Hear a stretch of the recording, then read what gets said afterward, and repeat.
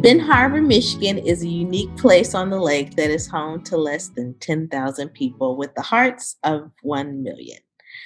From the outside looking in, there's a strong emphasis on place, the location, and easy access to I 94. But this series focuses on the people and their view of leadership, influence, and power, and how it impacts the 49022. So, welcome to another episode of this special series where we are highlighting the stories and people of Benton Harbor surrounding leadership, influence, and power. And we're talking to Miss Bertha King today. We're wrapping it up today with a few of our conversations that Miss Bertha has had. If you haven't already, go and listen to the other segments that we have done surrounding the stories and listen to some of the stories that Miss Bertha has collected as well. But today, Miss Bertha, we're talking, we're going to focus on two of the people that you talked to. And the first one we're going to, listen to is Mr. DePriest. So why did you decide to talk to Mr. DePriest? Well, one reason was that Joe DePriest is a young man, and in my mindset, who has been a great influence to a number of people in Benton Harbor, primarily because he works at the Department of Human Services and he's over security there, and he greets a lot of people. He knows a lot of individuals and their needs. And for that reason, I wanted to just emphasize to people that there are so many people in the community who are not upfront, but they hold everybody else up from the background. And Joe is one of those people who would do anything for anybody. He's helps his neighbors. He helps his friends. He has a strong belief in family, and I love that about him. Nice. So I know the first thing that we wanted to listen to when it comes to the conversation that you had with Joe, he talks about community influence. Before we listen to it, um, what does community influence even look like for you? Community influence to me means that people walk in their calling. Whatever you say you believe in, whoever you say you respect, whoever you believe is important to your life, you want to pour into those individuals some positives that will help their lives to be better. And to me, those who are community influencers do just that.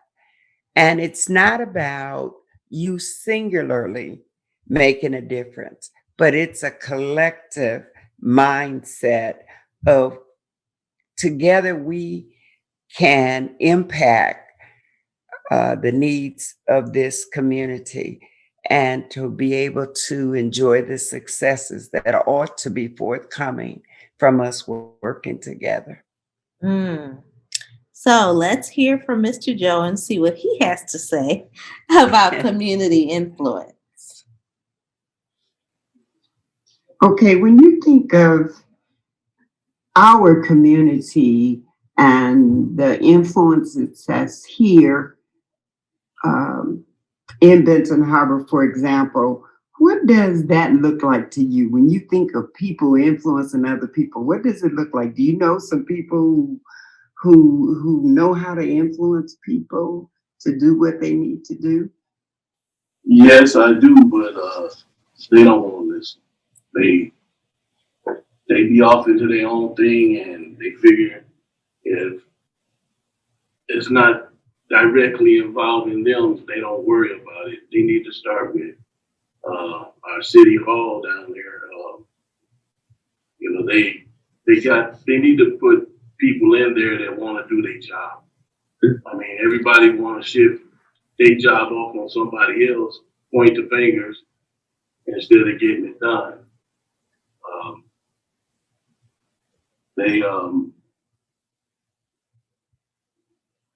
They just need to to get the right people in office that or listen to the complaints of the citizens, and because they do have valid complaints, but it's like they act on what they want to act on, and then they don't worry about the rest until they get a lot of flack from someone else on it. Do you see any particular person in the local government who really cares about the people and really has a lot of influence with the citizens? I know I do, but I don't know their names. I mean, I just see them because a lot of times the things they have going on, and I'm in St. Joe Township, so I don't get involved in because I can't. I mean, I can't vote on a lot of stuff that they be doing because I'm not there. He was ready to go there about the city hall. Yeah. Yeah. Gosh, because myself even being to a few meetings and just seeing how some things go down, I'm like, oh yeah, you're right, right, you're right. But he said something about he doesn't know them by name, and that also goes to what you said from the very beginning, that there are a lot of people doing things behind the scenes that they may not get the recognition, or you don't even know that they've been instrumental in change. But you said that he's one of those people that's constantly working behind the scenes as well. So how do we even, I guess, bring light to what these people are doing? Or do some of these people just prefer to be out of the limelight? Well, a number of people have said that to me. I have no desire, they say, to be out front. I know how to stay in my lane and do what I need to do to stay focused on the issues and the task. But they're also saying that they're willing to support those who are out front. Yeah. They're willing to push them to the greatness that they deserve. However, sometimes when we finally get where, as leaders, when we finally get where we think we should be, we forget to reach back and embrace the people that helped us to get where we are. You know, and maybe it's not even, maybe Ronnika, it's not even about forgetting. It's because we get so caught up in the task, get so caught up in the limelight that we just don't take the time to come back to the people and say, now, what do you think is working? What do you think is not working? What solutions do you have in mind? And maybe we can put the best ones forward and try to keep this movement going in order to get our needs met in our community. Now, I know further on in the conversation, he talks about the demonstration of strong leadership. So I want to quick listen to that clip and then hear what you have to say about it. Okay. Has there ever been a time that you can remember that you saw somebody really demonstrate their leadership, and it really felt good to see somebody doing what they said they would do? Well,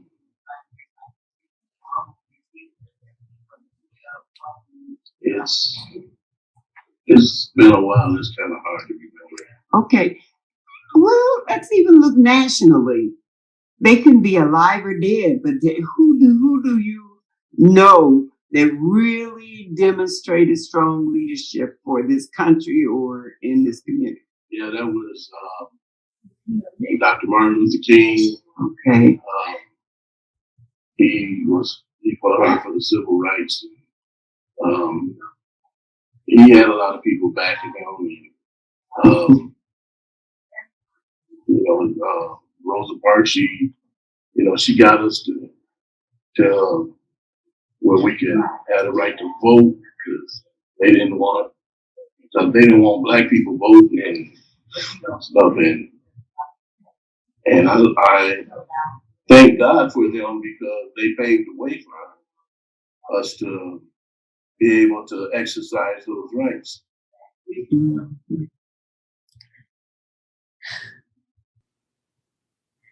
He said it's been so long that he can't remember. Strong leadership in this community?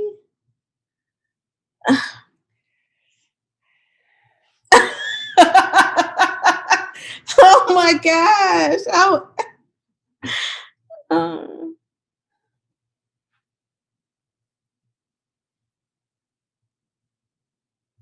What do you have to say about that, Ms. Bertha? Like, is there a lack of strong leadership, or if there is, who are the leaders? Like, do we need to point them out? Nobody. Well, I think listening to Joe share his thoughts, I'm mindful of the fact that there are some great leaders in the city of Benton Harbor. The problem is that we sometimes get so territorial. And this is my role, my thing, my idea, instead of everybody coming together and saying, you know what, we have decided that we're going to be on one accord because the issues in this city are bigger than any one person. This is about us standing together for once in our lifetime to see that some things get done. And I think that would lend greater credibility to leaders who are trying to do some things. But it seems like it's so fragmented. Somebody doing something over here, somebody doing something over there, somebody over here. And it's like us against them or me against you instead of a we. Yeah. Minus the negative forces in order to get some things done. I would love to see a day when the leaders are sitting down together with a smile on their face, saying, you know what? We represent all of you. We've heard what you said, and these are the ideas that we've been able to, to culminate from our conversations. And this is what we're going to do about it. And not one person sitting off saying, no, that don't make sense. That don't make sense. It's I'm not a part of that group. No, you are a part of the group. If you're an elected official, you're a part of the group, and everybody ought to have a common purpose, a common sense of what is right. No mayor can do what citizens expect without the cooperation of the entire body. Nobody can do what they need to do unless they've got a strong mayor. I think the people are in place who can do what needs to be done, but everybody needs to stop the territorial thinking of who belongs where and what should be garnered for their section and look at the whole city and what we all can do collectively. Yeah. Yeah. It's like the mayor is only one person and they want him to do the work of 15, and it's like, no, it's really it's a team effort.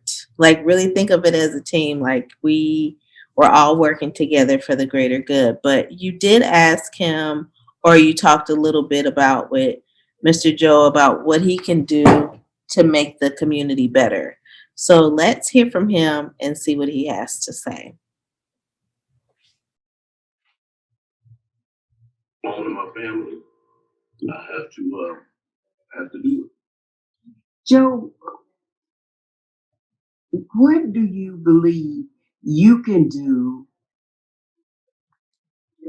in your community besides what you're already doing to make things better for the community?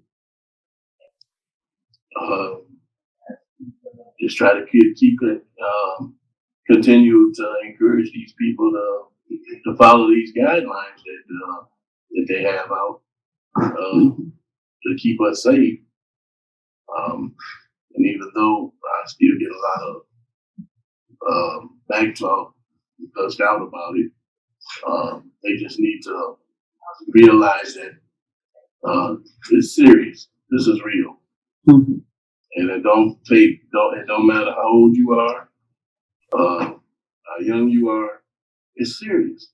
Mm-hmm. And they need to take it serious. So all I can do is to encourage them to do what needs to be done. And you know what, that's very true. That's all you can do is, you know, that old saying, you can take a horse to the water, but you can't make them drink. And that's the reality. And sometimes if we just save one person, you know, out of everything that we try to do, that's important. That's huge for me because people are always saying, what can I do? What can I do? What can I do to give back? What can I do to help? What can I do? And it's almost like, are you ready for the work that it's going to take to make the change? Are you ready? And he was just saying, you know, I'm not going to give up. I'm going to be consistent. I'm going to keep doing what I'm doing. I'm going to have people follow this, follow this, follow this. I know it's a part of my job. And they're in place. These guidelines are in place for a reason. But that's really a heavy question to answer or just even think about, because it's like, one on the other side of that is work. Now, my question is, do you think that we're capable of getting there? Does it really take everyone? It's everyone, and I do mean everyone. Or is it going to be a situation where one bad apple will ruin the whole bunch? You know, that's a difficult question in a lot of ways. Mm-hmm. Some may say it's easy, but if it was, we would have a great country. We'd have a great community. You know, it comes down to all of us ought to be known as life touchers. Mm-hmm. We ought to be able to touch lives one at a time. And we have no control over what others do, what they say, or how they treat us. But if we do what we need to do singularly, the hope is that others will join. It's like each one teach one, each one reach one, you know. And if you do your part, I think you will make connections along the way that will hopefully branch out into a greater networking of people who want to have that same mindset. And I think any community that is boasting of, you know, success and caring, compassion, of support, it's because people have that mindset of I'm going to touch lives. And not only am I going to touch, but I'm going to give whatever is necessary in order to support what others are doing. And when they see and when they are impacted, they'll want to give back as well. I'm looking on the news and I'm seeing young children in neighborhoods who are saying to their parents, Mom, this street needs to be repaired and nobody's doing anything. And I saw this young boy get his buckets and stuff and go out there and he's working. And then other people started to see that he was trying to fix the roads just by himself. When you see little kids say, I see people starving, I want to fix some Kool-Aid or some lemonade and we can sell it and we can help the kids. I want to start a toy drive for little kids who look like they don't have anything or those who are sick in hospitals and need help. When you see kids have that driving, inspired motivation to do something, it ought to drive us to shame as adults. So that we get up and say, no, I'm not going to make a difference. I'm going to be the difference because I'm going to take what I have from where I am and I'm going to stand on faith that more than just myself will step out and do what we know needs to be done. So that's a great segue when we talk about hope. Brother Joe talks a little bit about the greatest hope for the community. So let's quick listen to that. That they follow these guidelines and stay safe and not expose their children to this covert, try to keep them safe, which I know is hard because it's hard trying to get them to do what they're supposed to do because why I gotta stand out? Why come I can't go here and go there? Well, you don't know where these people been. You know, you don't know where they've been. You don't know where your friends been or where their parents been. Some people still travel. Why, I don't know. But, and they can easily bring that stuff back. They take vacations, go all down in Florida and all them places, and they come back. And next thing you know, the virus didn't follow them. But so I just hope that my children and everybody's children do what they can to stay safe and be more courteous to others. We can talk about this virus and I know that's been, even since we've been a part of the influencers group too, since March, and just working with teenagers and really trying to emphasize to them, like, listen, this virus does not go by name, gender, race. I mean, it's attacking everybody. So you have to stay safe.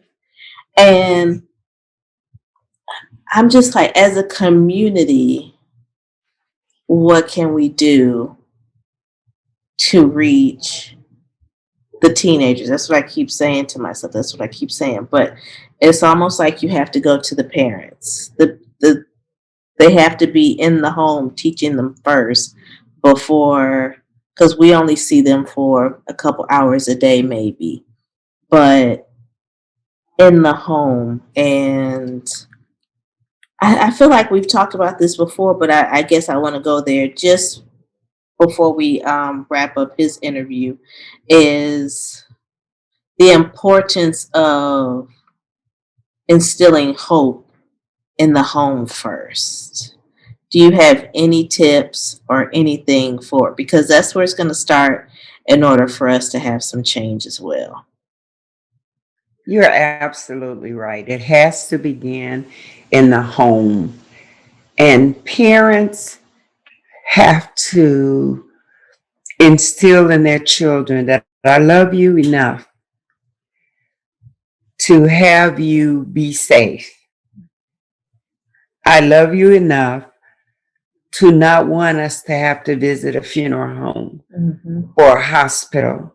I love you enough to be with you during this time. And if I can't be there, I want to make sure you're with somebody who can safely meet your needs while I'm away, because we're looking at the future beyond this COVID situation. And you know what? The reality is a lot of people are not going to listen. Parents are going to be grumbling and their kids in turn will grumble and they'll do what they have to do. But for those who really just don't care to listen, I'm sorry. We have to stay away from them. We have to teach our kids how to be safe. And we've got to put rules down and say, you know what? We're just not going to go there. We're planning to live, not planning to die. And you know, and this is Russian roulette people are playing. You know, I may get it and I may not get it. Well, I don't want to be in that game. I want to be in the game that say I plan not to get it. Yeah. And so it does mean that parents have to take the first line of defense in meeting this challenge with COVID, because too many people have died.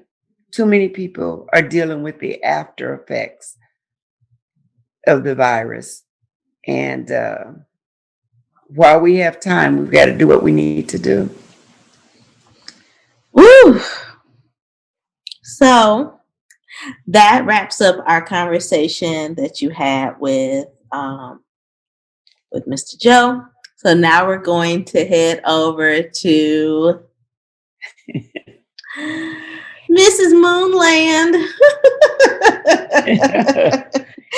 So tell me why you decided to have this conversation with Mrs. Moon.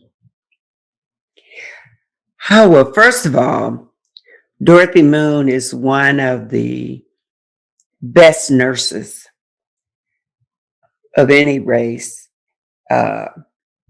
in this area.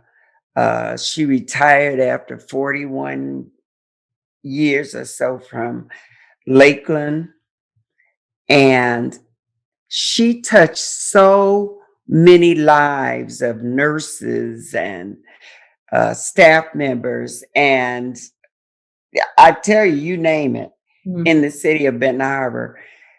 Anybody who couldn't figure out what to do. I was a patient at Lakeland a number of times, and if they couldn't get your blood, they couldn't do a number of things. They call her as supervisor down, and she could go right to the source and help you to get your needs met. I tell you, I didn't hesitate.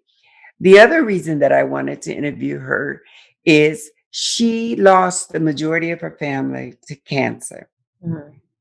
And I just look at the extraordinary courage that she's displayed, because she too is a breast cancer survivor, and freely tells people that, what they need to do in order to stay healthy and to prevent the disease if possible.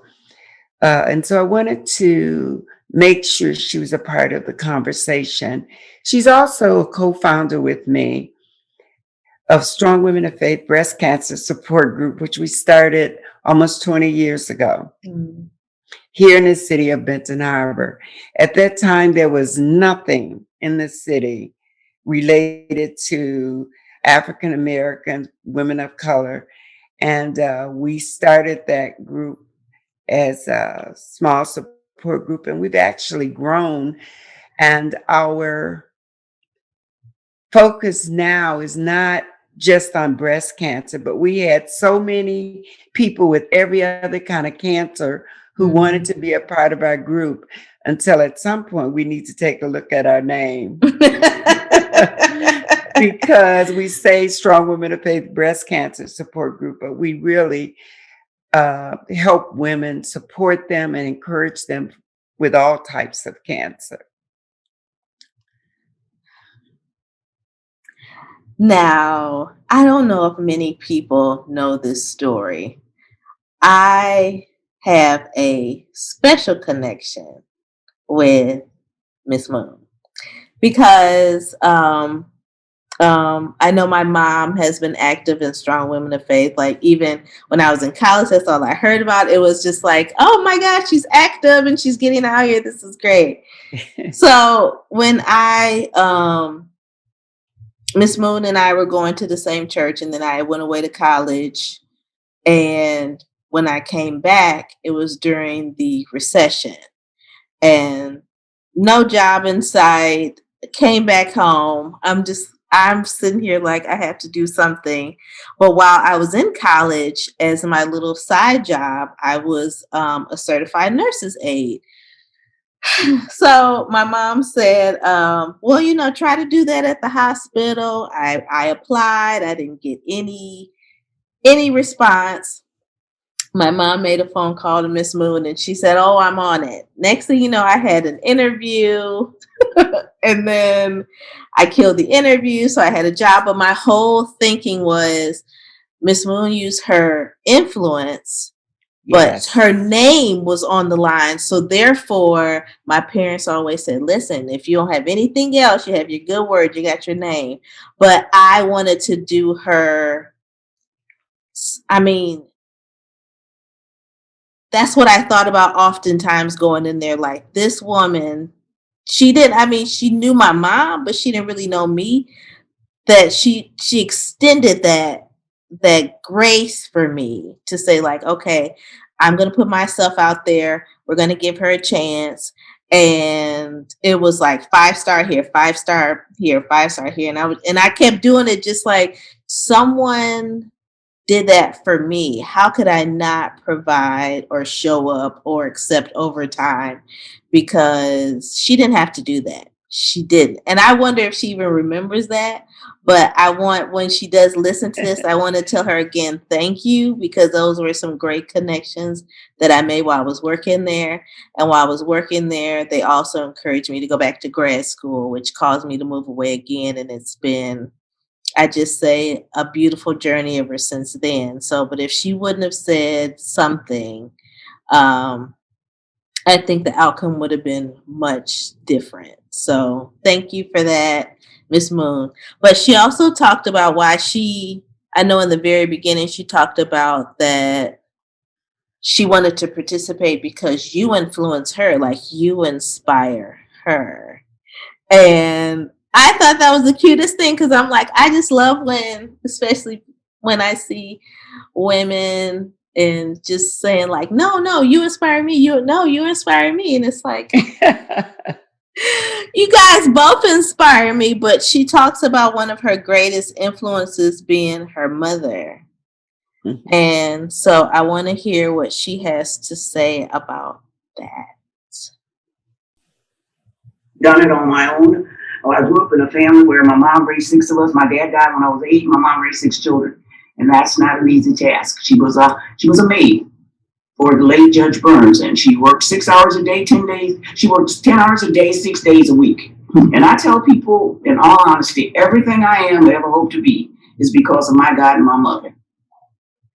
Because she was the greatest, and she was my best friend, but she was the greatest influence in my life.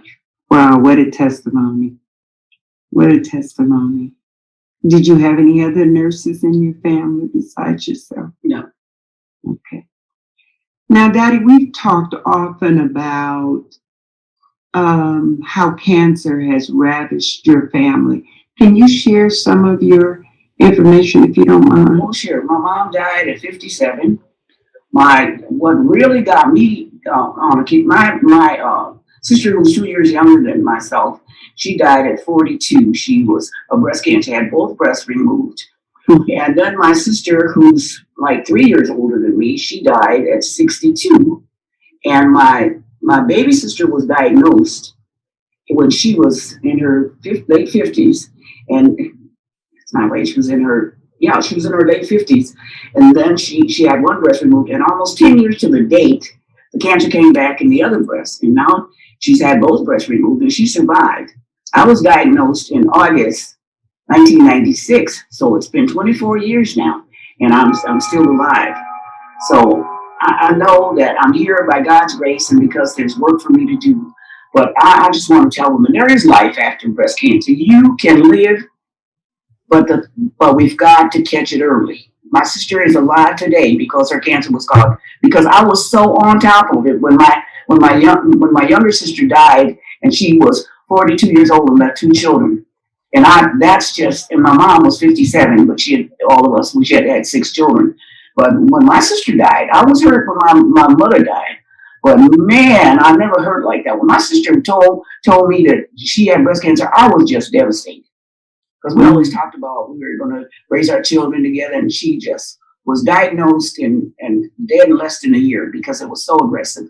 Mm-hmm. It was just, she didn't live 18 months after she was diagnosed. Wow. So I kept it playing because I wanted her to segue into that, but oh my goodness. Whew. Gosh. I want to ask, when it comes to even strong women of faith, because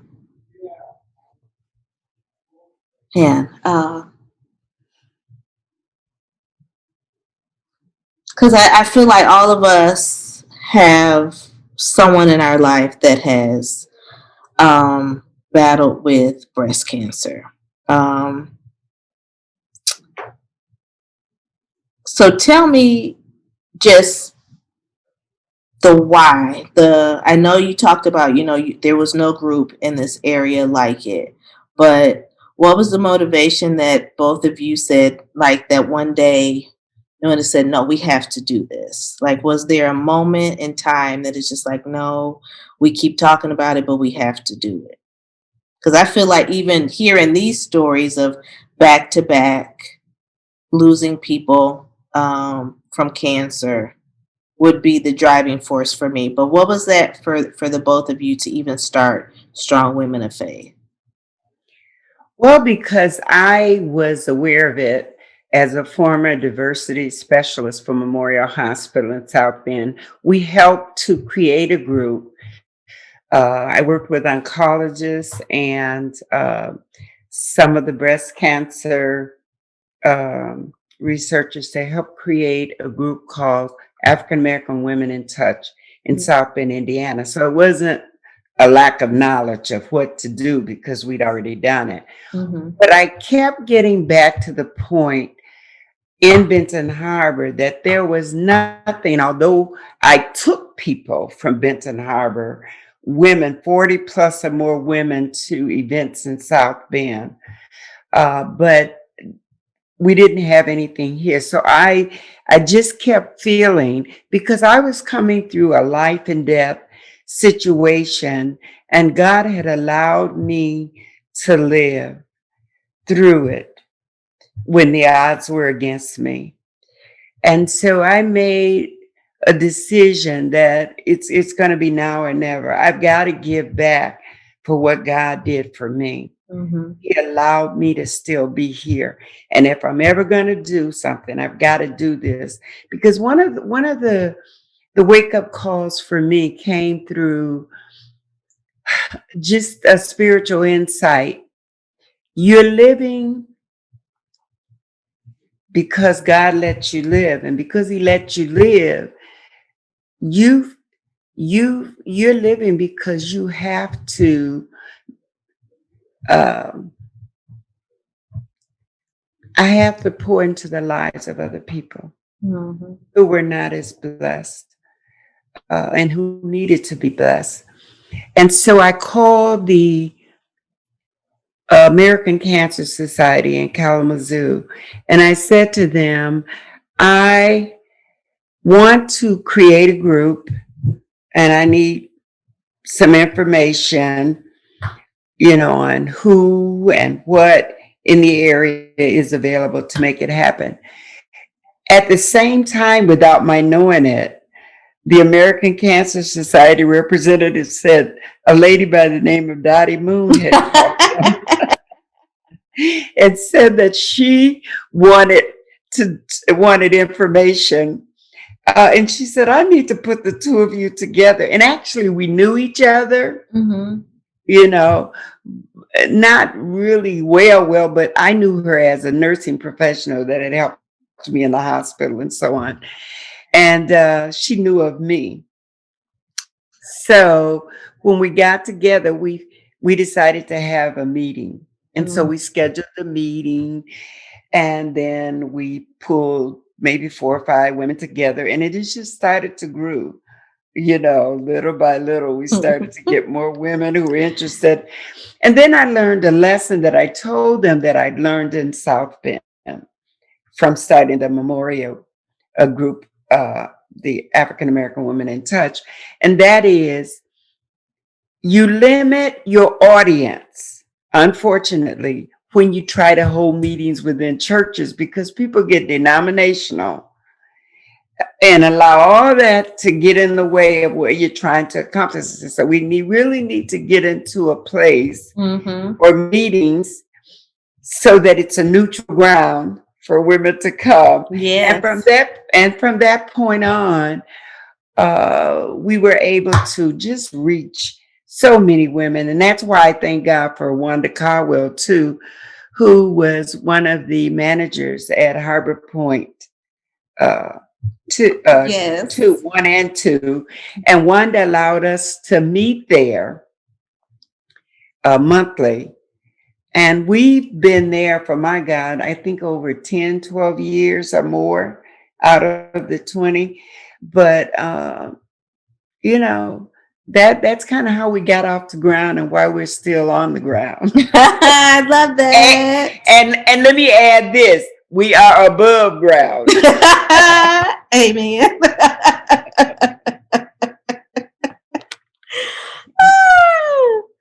So, oh gosh, when I just hear of influence, I think about just the bunch of stories, because even you see that I share my story of how Miss Moon used her influence for me, but she talks about the greatest teacher influence to her. So I want to hear that, and then we'll come right back.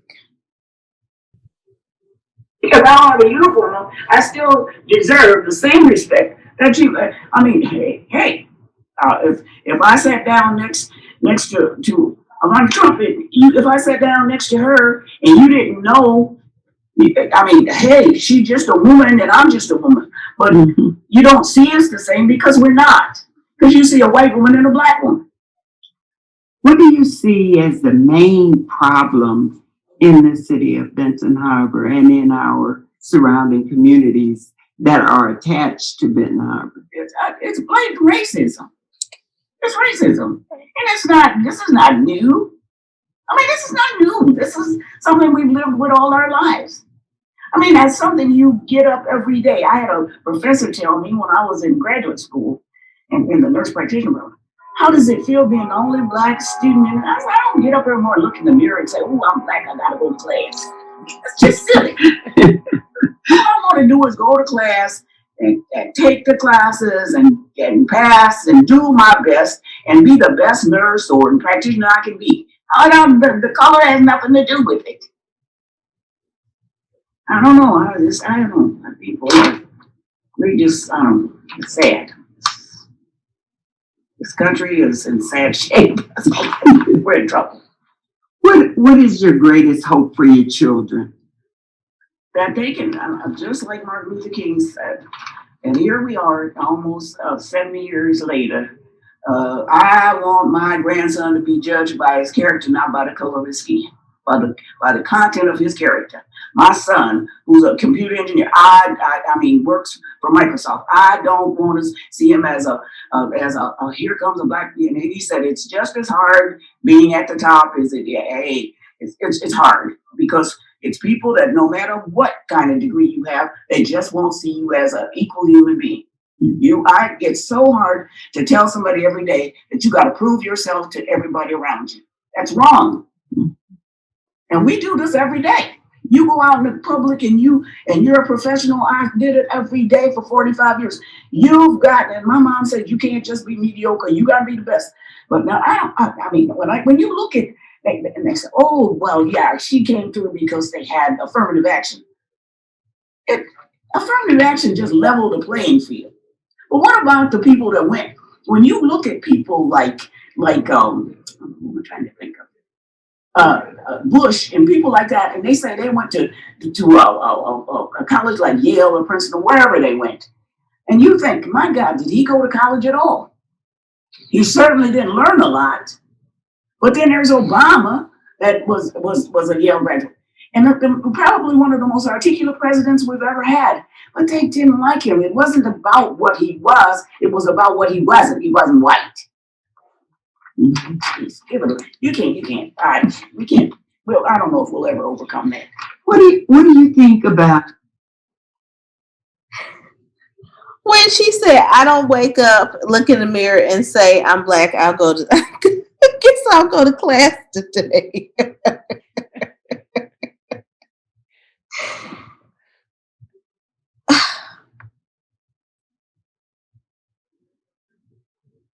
To hear that we're not that far removed from that same behavior is, as she said, I don't know if we'll ever overcome, but I feel like there's still a piece of hope there, even with her saying that, even for a lot of us, like there's still hope for change. There's still hope for change because there was so much that she said within that last minute and a half. I think we played of that. I mean, talking about the influence and just being in school and possibly being the only black, and just from the hope of the community. And when we talk about character versus race.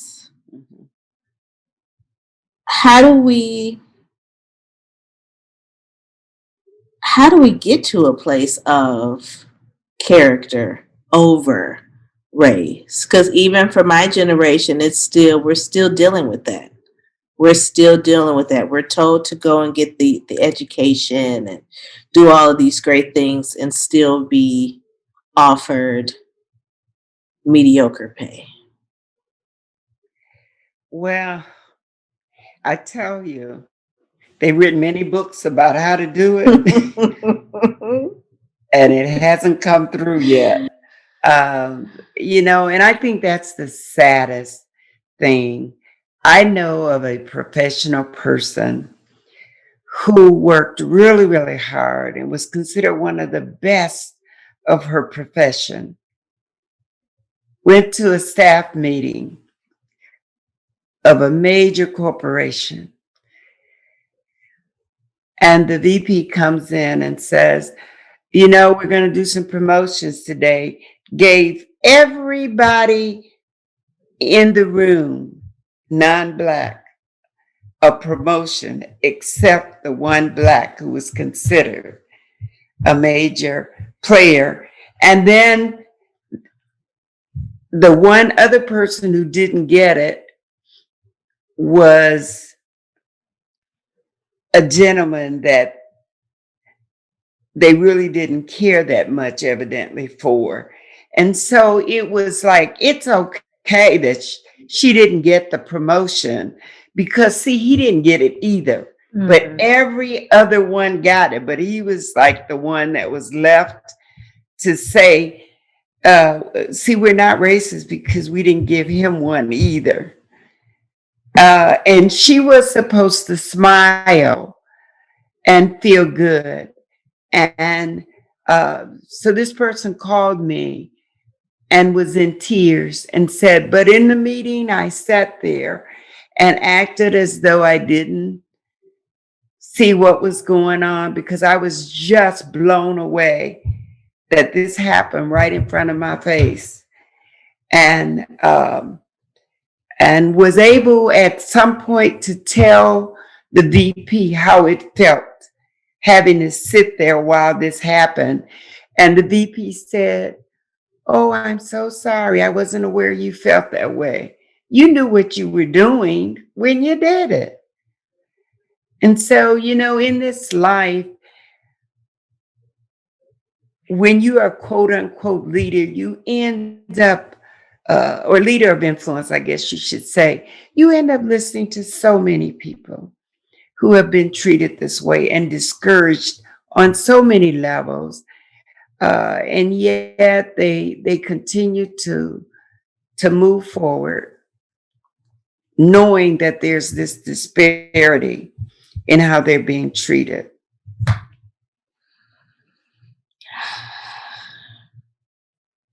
feel like you put the mirror up and it was all about me. Felt like that. Yeah. Oh gosh. Hope. And it's funny because the two conversations that you had with Miss Moon and then with Mr. Joe, and you brought up hope for both of them. What does hope look like in this community? So I want to hear what Miss Moon has to say when it comes to hope for this community, or just for community as a whole. I spend a lot of time praying. Dotty, what is your hope for our community in the future? I'd like to see, just like Martin Luther King said, when we can all join hands and say, free at last, thank God Almighty, I'm free at last. That we can be together, and I don't mean just not marching out there in the streets, but that this country can be, we can be on one page. But here we are. When you look at the president, and he's having all these meetings, and we know that the COVID is really rampant and killing people in the Hispanic community, in the Black community, and he's got all these Hispanic people here, no masks, no social distancing. It's almost sinful. Like I said, the leadership of this country, it's sad that they're expecting us to go to the polls and vote. We go to the polls and we vote, and we still don't have any power. It's a sad day. What do you think about the leadership in the Benton Harbor community? That's a whole horse with another color. It's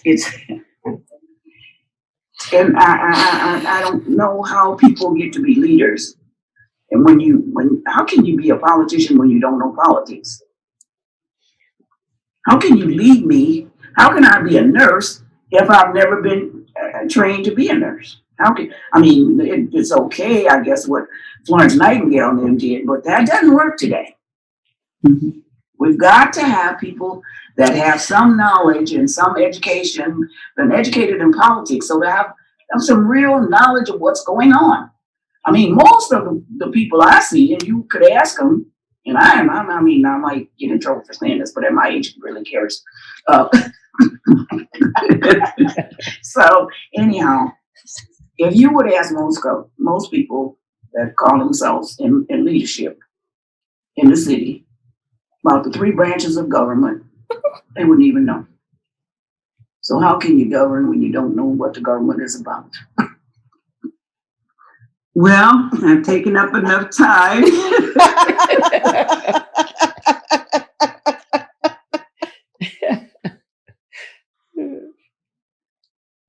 That's so true, though.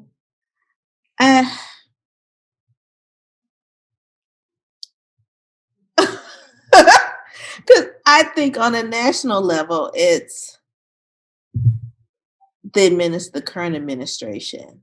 And listening to Mr. Moon is like listening to my mom talk when it talks about the current administration. I'm just like, It'll be over soon. It'll be over soon. But that was like a um I feel like in your face of I'm not qualified for this job, but I'm in office and I'm going to employ other people that aren't qualified for their jobs because of money, of power, because a lot of us have talked about power means money. So if you Mhm. have the money, then you get that position. But there were people in place that ruined education or just ruined so many things.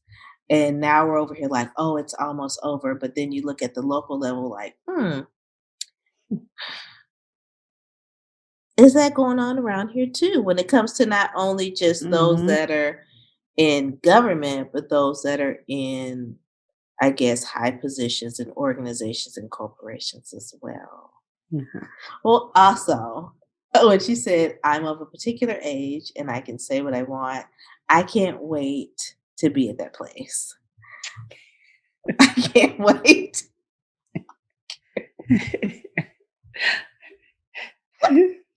Wait.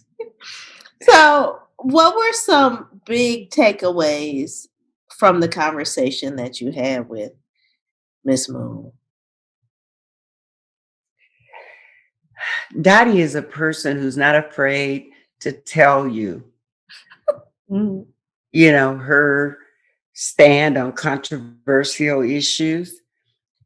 She's a person who cares deeply about other people.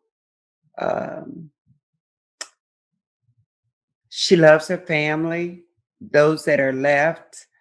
Um, she loved those sincerely who passed away. Yeah. Um, she has so much yet to give in the way of wisdom to people who need better health care in Mhm. this community. I would advise anybody, just based on knowing Dottie, I would advise anybody in healthcare to sit down and have a conversation with a person who knows the culture, Mhm. knows the healthcare information, Mhm. and who knows the issues that our people, Black people especially, face on a day-to-day basis. But here's the good news: Black and white, Jewish, Indian, whoever you might be, gay, lesbian, they know when they meet Dottie Moon that she is not afraid to share with them what will benefit your life Mhm. health wise. Yeah. She will encourage you spiritually, and she will tell you the truth. If you don't want to know the truth, don't talk to Dottie, because Mhm. she'll tell you from her storehouse of truths, you know, how to get along. I admire people who have courage and encourage and refuse to discourage Mhm. others from the hopes and dreams that they have to make it. And I take away so much from Dottie. There are times when I've had to call her for family members and say, this is going on. I'm concerned. She'll get in her car and drive over and give them an exam. Mm. Necessary, make calls to see that their needs are met. Within Strong Women of Faith, women are able to call her or have a family member call her just to get some insight to what's going on with their health. And she doesn't hesitate to be there. She's gone to the doctor. We both have. But I mean, as a nurse, she'll go and advocate for them Mm-hmm. in the healthcare setting. This is, pre-COVID. Right. Yeah. But I mean, she has the wherewithal to be able to stand her ground with doctors who are not so kind Yeah. to patients, and to be able to to um, to focus on what's real in that person's life, so that they're not pushed aside with, oh no, that's not important. She would take them to task. Yes, it is important. This is what they're exhibiting. This is what they need. And if you can't do it, then let's see who else. Let me call somebody else higher up so we can get, the help that they need. And I think that's something valuable in times like these. Now, Miss Bertha, you did the most interviews of all the researchers. And boy, was it. It was a great mix of voices. So out of all of those stories that you collected, what was like your motivation or your biggest takeaways, or can you even remember? Because it was a great group of people that you interviewed. But just being a part of this, like, what do you see is to come after this? You know, I was so excited at being able to select people Mm-hmm. to interview, at being able to go to their homes or have them come to my house, being able to hear the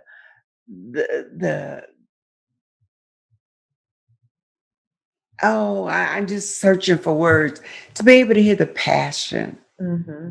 that they had about uh, their feelings about leadership and about hope and about influences in the community. And the fact that they were pleased that they were being invited Yeah. to share their feelings, that meant a lot. I would love to be able to hear more people Mm-hmm. be able to talk, because we always think we know people, but until you Yeah. sit down and really, conversate with them on specific areas of their lives, you don't really know the depth often that people have, and the situations that they're encountering.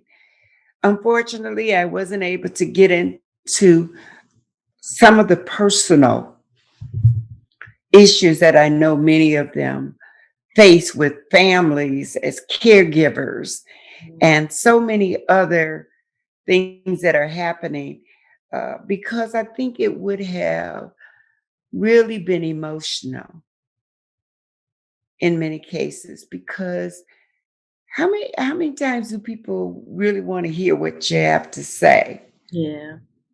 You Yeah. know. Yeah. So Which there it is. I'd which like is to see. go ahead. I'd like. I'd like to see from this more engagements Mm, with people in the community. Sometimes I think I'd like to have a microphone and on a warm, sunny day, and just be able to walk down the street and see Miss Essie sitting on the porch and talk to her. Go down the street and see Mr. John, yeah. out there with his rake, or he's got oxygen on, or whatever. Be able to talk to the child that's just sitting there acting as though they don't know anything, but they actually see everything. Mm-hmm. You know, I would like to, I would just like to be there before I get too old that I'm one of those people they want to stop and talk to along the way. I'm glad to be alive. Mm, And every time I see the obituaries, I become more grateful mm. for every day, for every moment. And I'm just praying for people such as the 9 people that I interviewed to be able to reach that moment of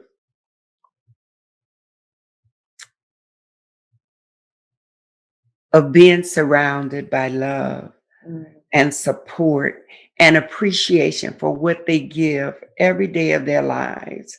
When I hear people like Benita Mitchell, who just does so much, when I see people like Dotty Moon, I see people like David Shaw, who uses his barbershop, as a counseling center, And when I look at Michelle Dancer at Harbor Point, who cares about the people in the buildings more than just a job. Yeah. When I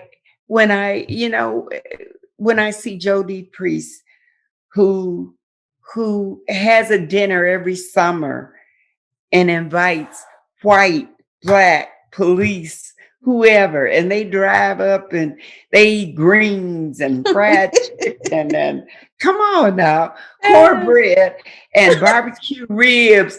And if he say he's not going to have it white and black, bring him money and say, here, Joe, you can afford it because here, I'm giving you this to make sure it happens. I tell you, when you see that, when you see young men like Terrell Jones, who can sing and who go to the factory and work and who cares about his children, cares about his family, and yet he'll go help anybody. Yeah. Especially the elderly. He sits at their feet so he can hear how they made it in order to know that as a young father, as a young grandfather, he can make it. When you hear young women like Keena King, who's not afraid to say, I've been in the valley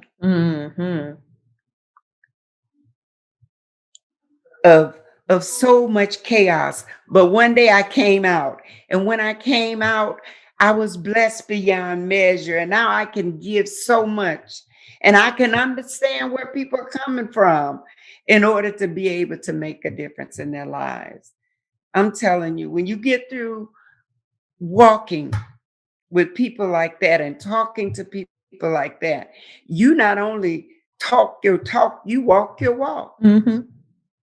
You become greatness, on your way to your destiny. And I just encourage everybody to know that you can be better rather than bitter. You can have a better life than where you started from. I know that because I'm one of those little black welfare children that didn't have enough to eat back then. But if you look at me now, you can tell I've been eating very good. And that's what says it more than anything, is that I'm not better than anybody. But I ought to make people feel better than maybe anybody else has made them feel. Because whatever you get,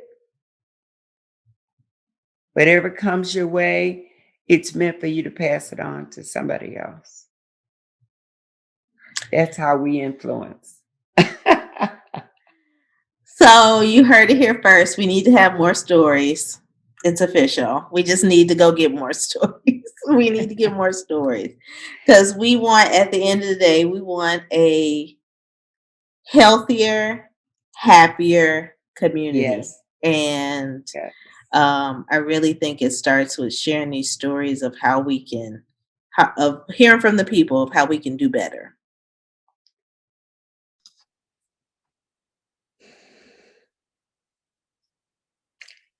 So it's your homegirl Ronnika, and if you've been rocking with this series the whole time, then you know that I'm the host of the Please Do Tell podcast. And the special series, Everyday People of the 49022, will be wrapping up in the next couple of weeks. But I wanted to stop and say thank you. Thank you for your support this far. And we hope to really do a recap, especially a Facebook Live, and you'll be able to hopefully talk to everyone that's been a part of this project. But I did want to point out that we did squeeze in another episode with Miss Bertha because it was so important that you hear from Mrs. Dotty Moon. She's been very influential in my life and so many others, especially being a nurse in the hospital for over 25 to 30 years. So it was very important to have her be a part of this series. And next week, for real, we'll be talking to Larry Carter and around the same topic of influence, power, and leadership. So we will definitely see you next week. And once again, thank you for all of your support. See you then. Oh, and tell a friend. See you later.